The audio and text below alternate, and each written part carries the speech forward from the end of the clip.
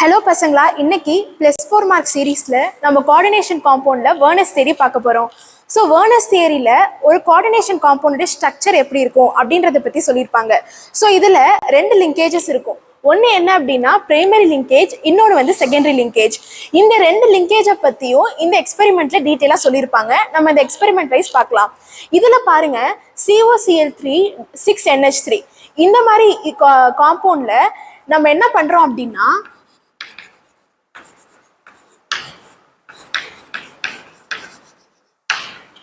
AgNO3 எக்ஸஸா add பண்றோம் இது எல்லாத்துக்கூடையும். So அப்படி ஆட் பண்றப்போ இந்த ஃபர்ஸ்ட் காம்பவுண்ட் என்ன பண்ணுது அப்படின்னா 3 moles ஆஃப் AgCl கொடுக்குது. இதே இந்த செகண்ட் காம்பவுண்ட் என்ன பண்ணுது அப்படின்னா 2 moles ஆஃப் AgCl கொடுக்குது. லாஸ்ட் காம்பவுண்ட் வந்து 1 mole ஆஃப் AgCl கொடுக்குது. ஸோ இது எதனால அப்படின்றத நம்ம இந்த தியரியில பார்க்கலாம். இங்க பாருங்க, COCl3.6NH3 இருக்கு, கரெக்டா? இங்க கோபால்ட் வந்து +6 ஆக்சிடேஷன் ஸ்டேட்ல இருக்கும்.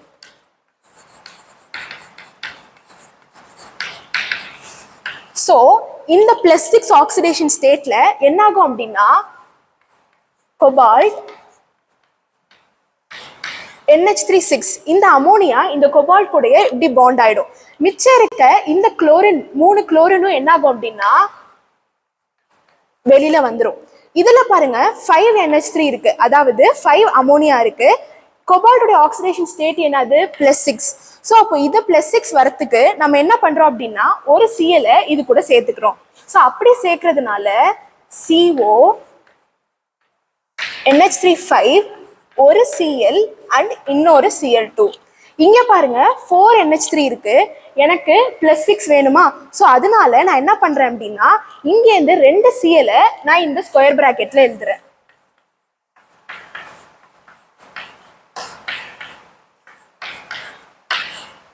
ஸோ இப்படி வந்துடும். ஸோ இப்போ இந்த காம்பவுண்ட்ல நான் என்ன பண்றேன் அப்படின்னா AgNO3 நான் ஆட் பண்றப்போ இங்க பாருங்க 3 Cl3 இருக்கு, அதாவது 3 Cl- இருக்கா? ஸோ இது இந்த Ag கூட அட்டாக் ஆகி எனக்கு என்ன பண்ணும் அப்படின்னா 3 moles ஆஃப் AgCl எனக்கு கொடுக்கும். இதே மாதிரி இந்த காம்பவுண்ட்ல 2 Cl2 என்னது ஸ்கொயர் பிராக்கெட்ல இருக்கு, கரெக்டா? ஸோ இப்போ அதுவும் இந்த AgNO3 கூட ரியாக்ட் ஆகி 2 moles ஆஃப் AgCl கொடுக்கும்.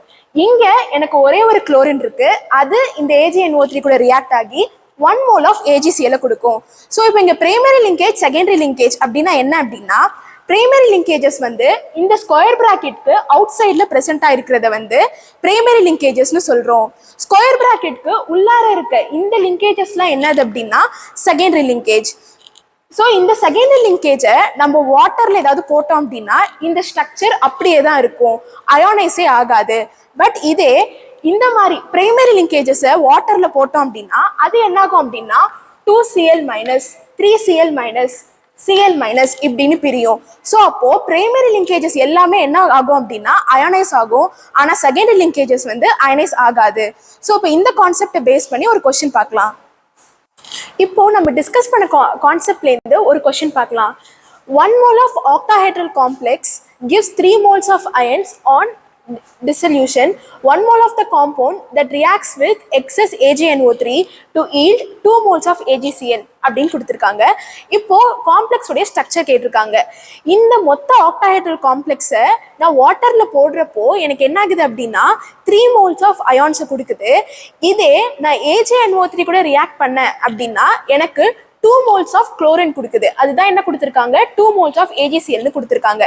இப்போ பார்த்தீங்க அப்படின்னா இந்த ஆக்டாஹெட்ரல் காம்ப்ளெக்ஸ்ல இந்த ஸ்கொயர் பிராக்கெட்ல இருக்கக்கூடிய இந்த காம்ப்ளெக்ஸ் வந்து அப்படியே தனியா டிசல்யூட் ஆகும். அதாவது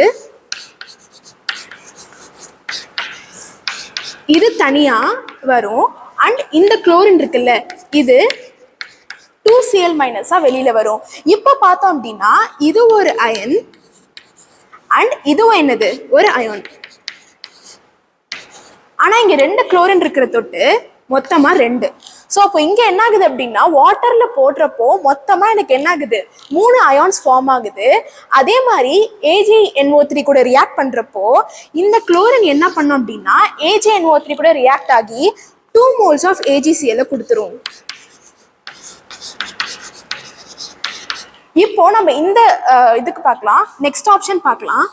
நெக்ஸ்ட் ஆப்ஷன்ல என்ன ஆகும் அப்படின்னா இது தனியா வரும் 2Cl minus and 1NH3.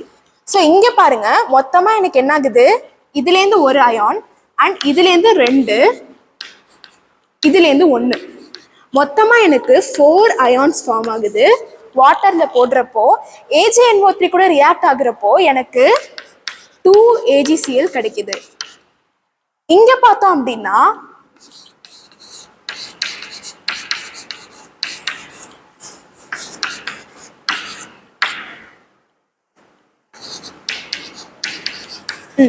இங்க பார்த்தோம் அப்படின்னா இது ஒரு அயான்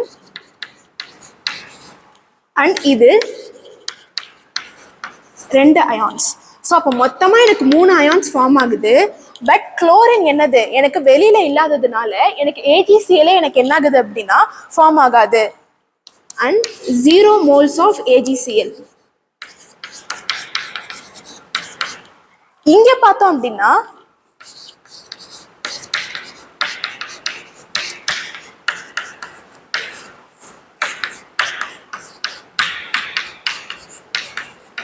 மொத்தமா எனக்கு என்ன ஆகுது 3 moles.